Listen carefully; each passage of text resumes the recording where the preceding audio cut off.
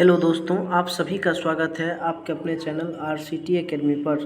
दोस्तों, EVS का ये चौथा टॉपिक है। अगर आप 3 टॉपिक अभी तक नहीं देखे हैं, अभी तक हम इस चैनल पे EVS का 3 टॉपिक का वीडियो बना चुका हूं। अगर आप नहीं देखे हैं तो इस चैनल के प्लेलिस्ट में जा कर के आप देख लीजिए। और आज का टॉपिक हम शुरू करने जा रहे हैं बिल्कुल चित्रात्मक तरीके से। सो आप इस चैनल पे अगर अभी तक नए आए हैं तो प्लीज़ चैनल को सब्सक्राइब कर लीजिए और ऑल नोटिफिकेशन ऑन कर दीजिए। तो चलिए, आपका समय ना गंवाते हुए आज की क्लास को हम स्टार्ट करते हैं। तो देखिए, सांप। हमारे देश में केवल 4 तरह के सांप, जहरीले सांप ही होते हैं। इनके नाम है नाग, करैत, दुबैया तथा अफाई।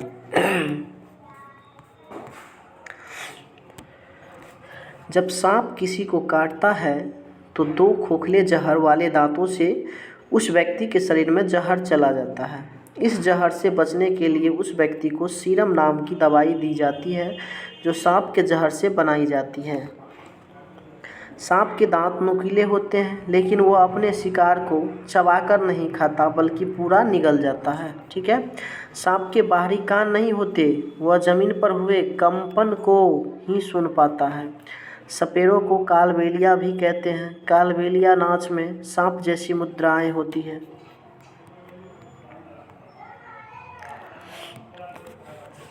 सांप खेतों में फसलों को चूहों से बचाने में मदद करता है। सांप सुन नहीं पाते हैं, इस कारण से बचाने में मदद करता है चूहों से। इस कारण से सांप को भी किसानों का मित्र कहा जाता है। वैसे तो केचुए को किसानों का मित्र कहा जाता है, लेकिन सांप चूहों से रक्षा करता है किसान को, इसलिए सांप को भी किसानों का मित्र कहा जाता है। सांप सुन नहीं पाते, केवल बीन के हिलने से उनके अनुसार अपना सिर हिलाते हैं, जिसे लोग नाचना कहते हैं। कालबेलिया जाति के रोशनाथ जी अपनी जाति में बहुत मशहूर थे। बहुत आसानी से खतरनाक और जहरीले सांप को पकड़ लेते थे। आगे आपका केचुए। तो केचुए जमीन में छेद बनाकर मिट्टी को मुलायम कर देते हैं। जमीन को इस छेदों से हवा और पानी मिल जाता है।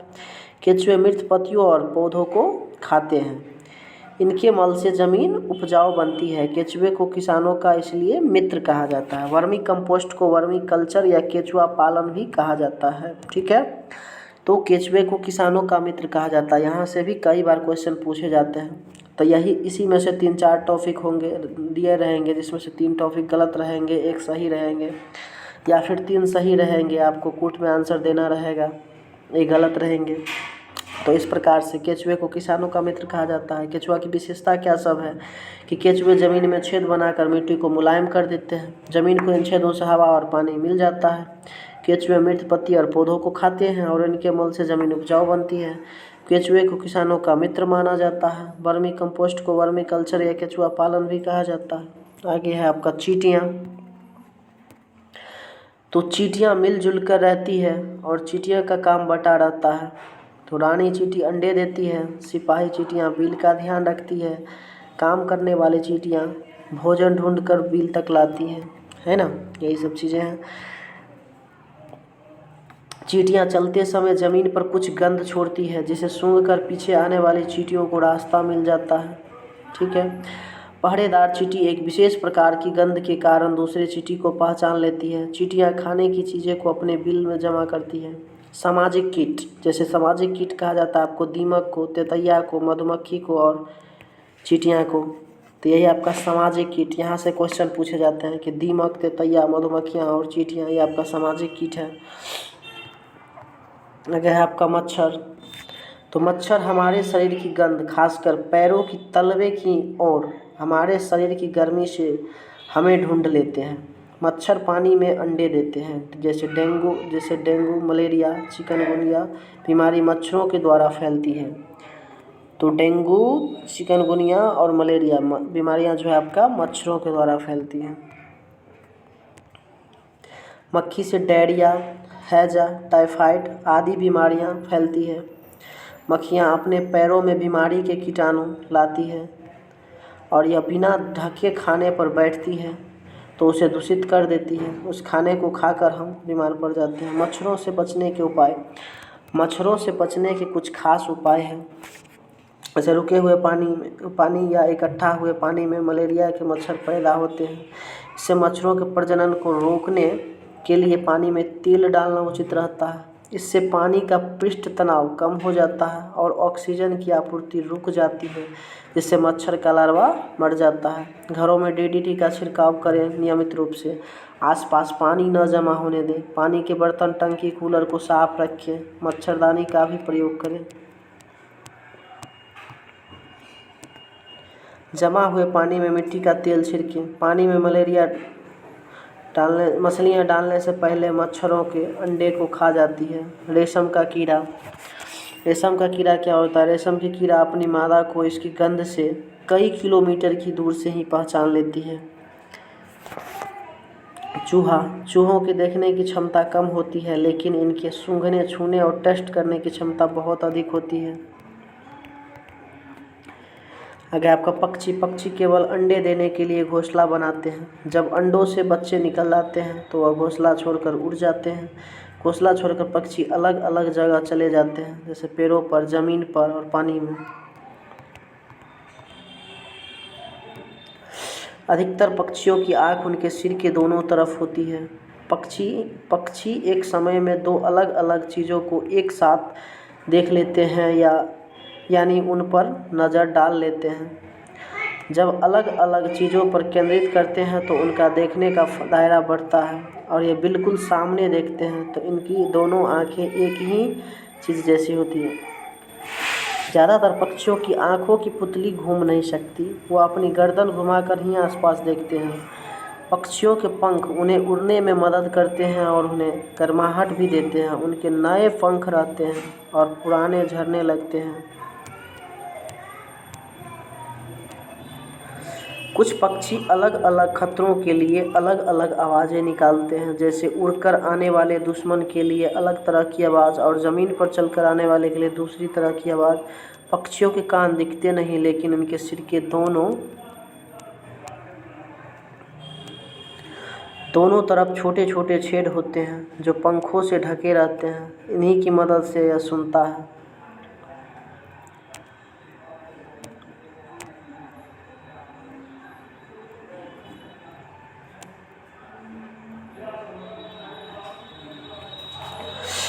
अब कुछ विशेष पक्षी हैं जिसके बारे में विशेषता देख लेते हैं, जो आपके एग्ज़ाम में बहुत ही इम्पोर्टेंट साबित होता है, पूछा जाता है हर शिफ्ट के अंदर। जैसे बसंत गौरी है, तो बसंत गौरी या गर्मियों में टुक टुक करती रहती है। क्या करती रहती है? टुक टुक करती रहती है। पेड़ के तने में गहरा छेद बनाकर, क्वेश्चन पूछे कि पेड़ के तने में गहरा छेद बना करके कौन सी पक्षी अंडे रखती है? तो वो होती है आपके बसंत गौरी। आगे है आपका शकर खोड़ा, इसको सूर्य पक्षी के नाम से भी जानते हैं। शकर खोड़ा किसी छोटे पेड़ या झाड़ी की डाली पर अपना लटकता हुआ घोंसला बनाती है। इसका घोंसला बाल, मकड़ी के जाल, पतली टहनियाँ, बारीक घास, सूखे पत्ते, रुई, पेड़ की छाल या टुकड़े कपड़े, चित्रों से बना होता है। दार्जिन चिड़िया क्या काम करती है? दार्जिन चिड़िया अपनी नुकीली चोंच से, नामे से स्पष्ट है, दार्जिन चिड़िया यानी कि ये दर्जी का काम करता है। 2 पत्तों को अपने चोंच से सील देता है और फिर उसमें अपना अंडे देती है। चीलबाज और गिद्ध हमसे 4 गुना अधिक दूर तक देख पाते हैं। चील की पूंछ खांचे वाली होती है। गिद्ध मरे हुए जानवरों को खाकर जगह साफ कर देता है और आकाश में ऊंचाई पर उड़ता है।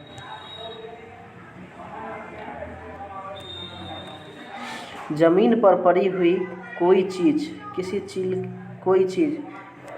को 1 से 2 किलोमीटर की दूर से दिखाई जाती है। कौवे, गिलहरी, बिल्ली और चूहे मौके देखते ही अंडे चुरा लेते हैं, कई बार घोंसले को भी तोड़ देते हैं। अब जो है वो है आपका नर वीवर पक्षी अपने घोंसले बनाते हैं। मादा वीवर उन सभी घोंसलों को देखती है, फिर उनमें जो घोंसला सबसे ज़्यादा पसंद आता है उनमें ही अंडे देती है। फाख्ता कैक्टस कांटों के बीच में मेहंदी की मेड़ में अपना घोंसला बनाती है। उल्लू आपका अपनी गर्दन पीछे तक है। मैना झटके से अपनी गर्दन आगे पीछे करती है। यहाँ से क्वेश्चन पूछता है तो झटके से जब घुमाने की बात करें तो मैना होगा आंसर, और जब आगे पीछे सीधे बोले कि आगे पीछे घुमा सकता है तो उल्लू।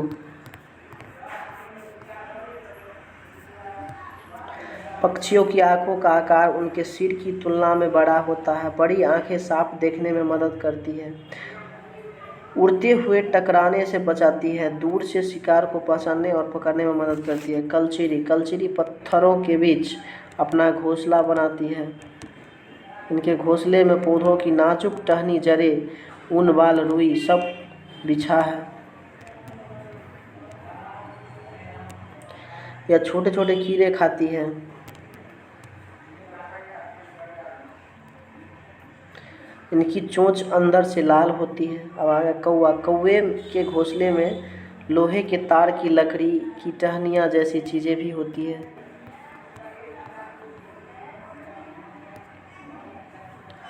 कौवा पेड़ की सबसे ऊंची डाल पर अपना घोंसला बनाती है। कोयल अपना घोंसला नहीं बनाती, वह कौवे के घोंसले में अंडे देती है। कौवा अपने अंडों के साथ कोयल के अंडे को भी सेता है। गौरैया अलमारी के नीचे, गौरैया कहाँ बनाती है घोंसला?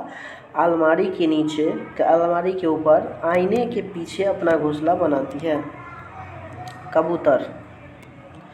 कबूतर पुराने मकान या खंडर में घोंसला बनाती है।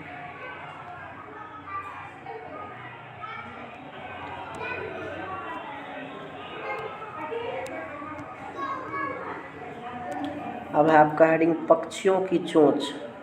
तो बाज, चील और गिद्ध जैसे मांसाहारी पक्षियों की चोंच छोटी और हुक की तरह मुड़ी होती है। तोते की घुमावदार चोंच होती है जो फल कुतरने में मदद करती है। कबूतर, गौरैया आदि में चोंच छोटी, चौड़ी, मजबूत होती है। ऐसी चोंच अनाज के दाने को तोड़ने में सक्षम होती है। मिट्टी, कीचड़ से कीड़े या अन्य छोटे छोटे जीवों को पकड़ने वाले पक्षियों की चोंच लंबी, पतली, नुकीली और मुड़ी होती है। मछली पकड़ने वाली चिड़िया जैसे सारस, बोगला आदि की चोंच लंबी, पतली, सुई जैसी होती है।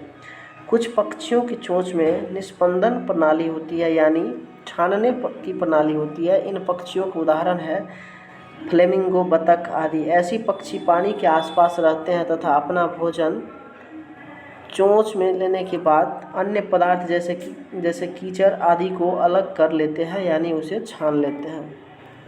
तो चलिए आज की वीडियो में फ़िलहाल यहीं तक।